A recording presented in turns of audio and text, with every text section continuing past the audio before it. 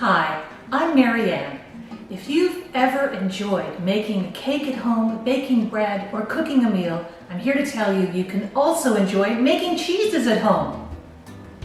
Cheese making is not only for big industry.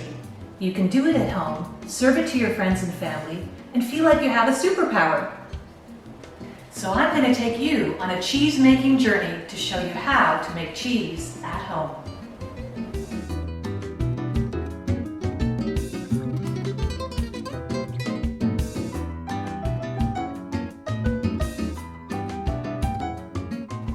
Today we're making ricotta. Ricotta is a gateway cheese. It's perfect for beginners because you don't need specialized ingredients like bacterial culture or rennet. Ricotta is mild, creamy, and comforting to eat, and you can use it in so many ways. You can have it on toast with a slice of tomato for breakfast, or you can use it in your lasagna or ravioli as a stuffing. You probably already have in your kitchen a big pot, a strainer, a big spoon, a large measuring cup, some 5% vinegar, some salt, this is kosher salt but you can use table salt, and a big piece of fabric. When I first started, I just used an old, worn out, threadbare pillowcase, so feel free to use that if that's what you have. The only critical tool that you'll need to make ricotta that you may not already have at home is a thermometer, like one of these, because you'll need to measure the temperature of your milk. Before you start making any cheese, make sure your kitchen is clean and your children and pets are far away. You don't want to contaminate your cheese or have any accidents. And also make sure to boil your cloth for 15 minutes to kill any germs. You can't make ricotta without milk, and we're using 12 liters or 3 gallons of pasteurized, homogenized cow's milk. So let's pour it into the pot.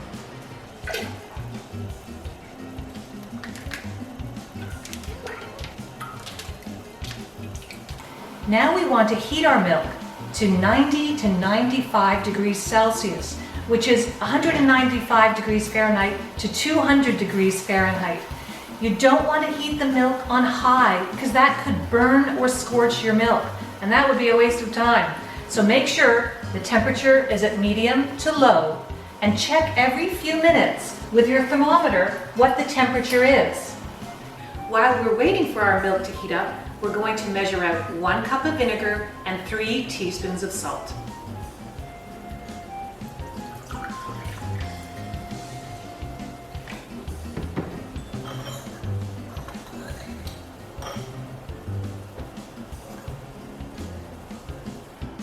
We're finally there.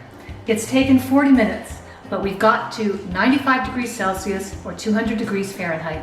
The milk is very frothy, it's very hot. It's time to add the vinegar, and you're going to see the consistency of this milk change when you do that. Don't add all the vinegar at once. Add half a cup at first, and we'll see if we need more.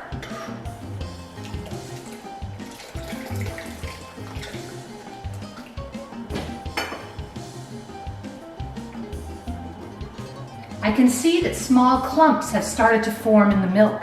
Those are the ricotta curds.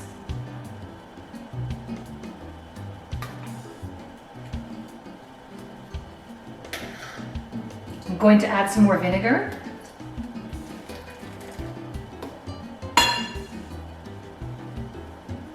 And give it a stir.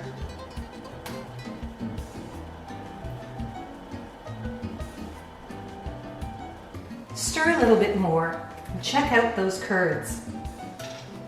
You can turn the heat off now. Give it one final stir and cover it for 10 minutes. We can also set up our colander with our sterilized cloth in the sink. This is a good time to clean your thermometer. And check this out. I didn't even use all of my vinegar.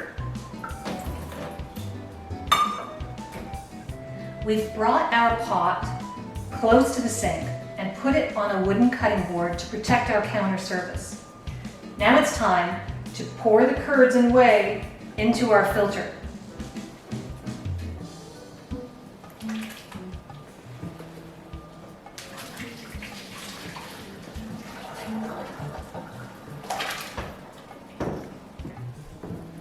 Look at those amazing ricotta curds.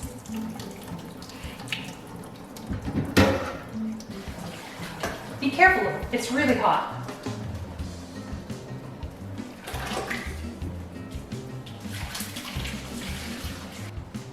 After 10 to 15 minutes of draining right in the sink, we're going to add our salt right in the colander.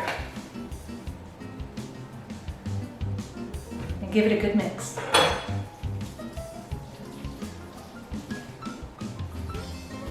You can add more salt if you like, but give it a taste first.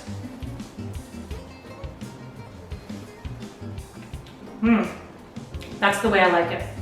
So at this point, you just have to let it drain, possibly up to an hour, until you get the consistency of ricotta that you want. If you like a firmer ricotta, then pick up the edges of your fabric and create a ball. This will cause more whey to drain from your ricotta. Give it a gentle squeeze.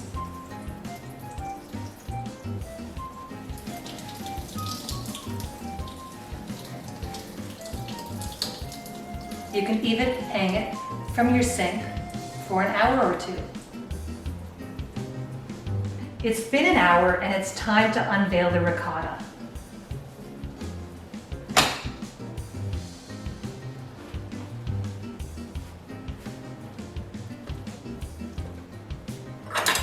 And there it is.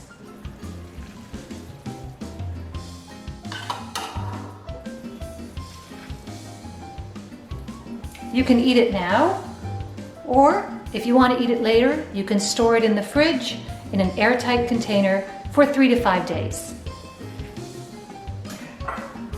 Well, I've invited my friend Lori to have lunch with me, and here we have, Lori, our ricotta sandwiches with tomato and parsley, and we're going to put some cracked pepper.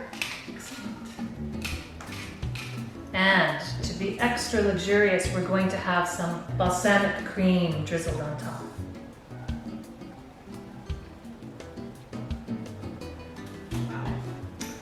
Bon appetit, Lori. Let's dig in.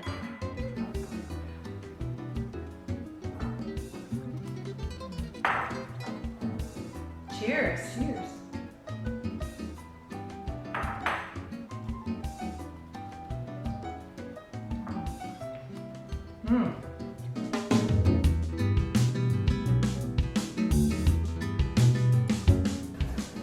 Oh, that was good. Very good.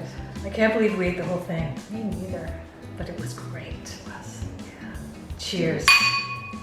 Bye, everybody. Don't forget to like this video and subscribe to the channel so you can see more videos in the future. And you're welcome to leave a comment. We'd love to read it.